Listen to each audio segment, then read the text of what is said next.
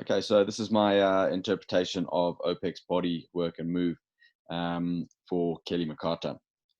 So OPEX body, 53 kgs body weight, 14% body fat, with a BMR of 1060. Okay, so she's within a healthy range. She wants to add weight. Goal is 55 kilos. So we'll have to increase her food intake, increase her calories per day, just to try and help her push up that weight. From there, moving on to OPEX work, she failed the scratch test, the shoulder rounds forward when she's reaching up on the bottom arm. Reasons for this, I think, is just tight shoulders.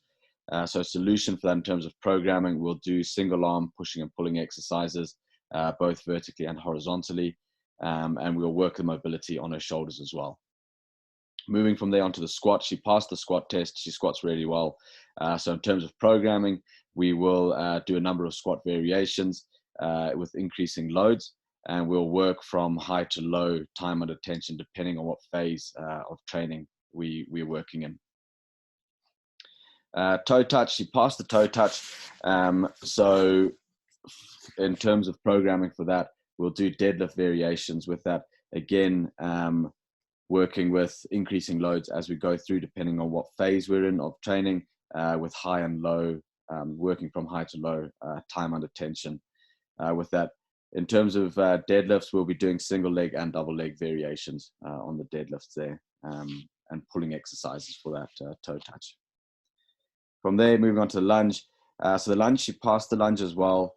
So in terms of programming, we'll do lunge variations with loads, and then we'll start looking at FMEs, starting with motor control and working through the FMEs. From there, single leg raise. So she failed the single leg raise because her knee bends on the leg that's being lifted. Now, looking at the toe touch, she passed the toe touch, which indicates that her hamstring's fine. She's got the length in the hamstring. So I think the fail on this here is a hip dysfunction. She does have a problem with her glute, which she is being treated for in South Africa.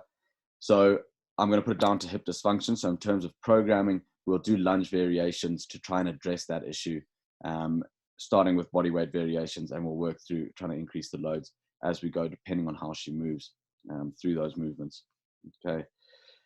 Then onto the core side. So front plank, she passed no problem. So in terms of programming, we'll do longer time under tension through a number of plank variations. Reverse plank, she failed. I think that's because of endurance in the shoulders.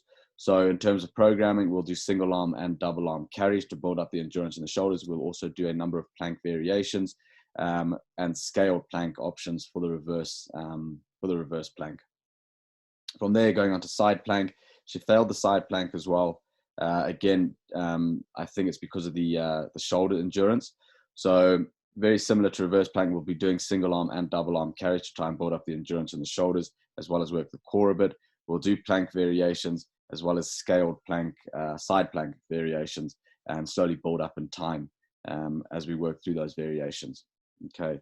And then the last one, going on to OPEX work now. So we did on the rowing machine, and like all my previous ones, the rowing machine is not the most accurate of rowing machines.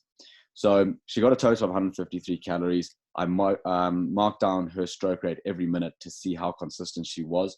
And her stroke rate was consistent throughout the 10 minutes. I think she probably could have gone a little bit harder. I think she did hold back a little bit, but she was very consistent, so she understands her pacing quite well.